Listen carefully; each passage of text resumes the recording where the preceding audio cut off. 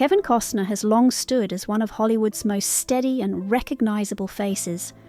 From the romance of The Bodyguard to the hope-filled magic of Field of Dreams and the sweeping ambition of Dances with Wolves, he built a career rooted in emotional storytelling rather than spectacle alone. Yet, behind the awards and applause lies a life shaped by struggle, heartbreak, resilience, and reinvention.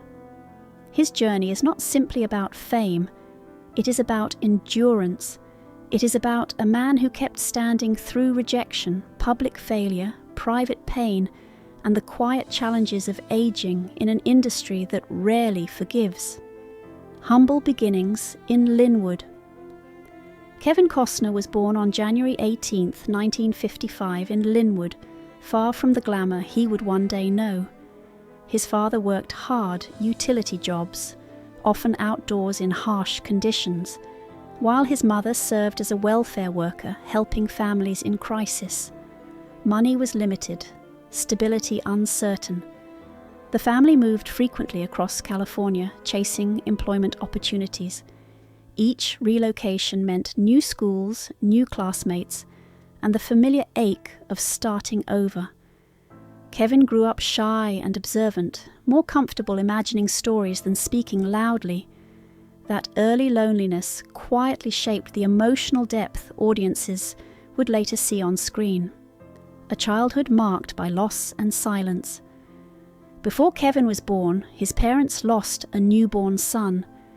Though rarely discussed openly, that tragedy lingered in the household like an unspoken shadow. His father grew more protective and stern. His mother carried grief quietly. Kevin sensed the fragility of happiness early in life. He learned that love could be deep yet guarded, present yet careful. Moving from town to town only intensified his feeling of being temporary, of never fully belonging. He was not the loudest child, nor the most popular. Instead, he became thoughtful and inward, developing a resilience built on adaptation rather than attention. The restless young man with a safe plan. After college, Costner appeared to follow a sensible path. He earned a business degree and married his college sweetheart, Cindy Silver. Stability seemed within reach, but routine office work left him unsettled. On his honeymoon, he reportedly encountered actor Richard Burton, who encouraged him to pursue acting seriously. That brief exchange altered his direction. Costner returned home carrying both inspiration and fear. Choosing Hollywood meant risking security, respect, and financial safety. Yet he understood something important. Regret would weigh heavier than failure. He left his job and stepped into uncertainty, knowing the road ahead would not be kind. Years of rejection and survival. Los Angeles did not greet him with opportunity. It tested him. Costner worked odd jobs, driving trucks, cleaning boats, offering tours, while attending auditions that rarely led anywhere. He endured rejection so constant it became routine. Small roles appeared and disappeared. Scenes were cut. Films flopped. One particularly painful moment came when his part in The Big Chill was removed entirely before release. Watching the finished film without seeing himself on screen stung deeply, yet he did not retreat. Each setback hardened his resolve. He had grown accustomed to starting over. This was simply another town where he would need to prove himself. Breaking through with grit, in 1985, director Lawrence Kasdan cast him in Silverado, offering Costner a visible platform at last. Audiences noticed his steady presence. Then came The Untouchables, which elevated him further. His quiet authority resonated.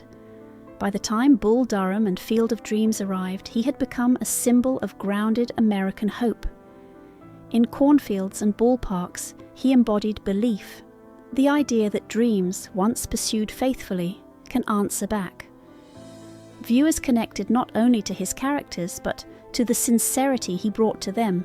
His rise felt earned rather than manufactured. the bold gamble of Dances with Wolves. In 1990, Costner took an enormous creative risk with Dances with Wolves. Directing and starring in a long western that included Lakota dialogue, he challenged industry expectations. Studios doubted audiences would embrace such ambition. Production faced financial strain and logistical hardship, yet Costner believed the story deserved patience and authenticity. When the film premiered, it defied skeptics. Winning 7 Academy Awards, including Best Picture and Best Director, it transformed him from star to filmmaker of serious influence. Success validated his instincts, but it also placed immense pressure on every project that followed. The weight of being untouchable. With hits like Robin Hood, Prince of Thieves and The Bodyguard, Costner's status soared globally. Fame, however, narrows personal space. Expectations multiply. Every script carries risk. Every box office number becomes judgment. The industry that once questioned him now depended on him.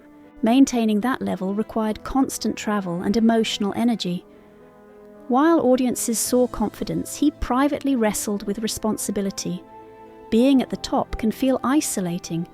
The higher the climb, the thinner the air. Success brought validation, but it also magnified every misstep. The public fall from grace. In 1995, Waterworld became infamous for budget overruns and production chaos. Storms damaged sets. Headlines predicted disaster. Though the film eventually recovered financially, media ridicule dominated public perception. Then, The Postman suffered harsh criticism. The narrative shifted swiftly. Visionary became overreaching. Hollywood can be ruthless with reversal. Projects slowed. Scripts vanished. Costner faced an echo of childhood silence, now amplified by public scrutiny. The pain lay not only in criticism, but in watching admiration evaporate almost overnight. Yet, once again, he prepared to rebuild. Reinvention through Yellowstone. Years later, when many peers faded quietly, Costner found renewed purpose in Yellowstone. As John Dutton, he portrayed a patriarch defending land and legacy with relentless conviction. The character mirrored aspects of his own life, protective, flawed, stubbornly loyal. The series became one of television's most watched dramas, introducing him to a new generation. His comeback was not flashy. It was steady and earned. Reinvention at an older age requires humility. Costner embraced maturity rather than resisting it.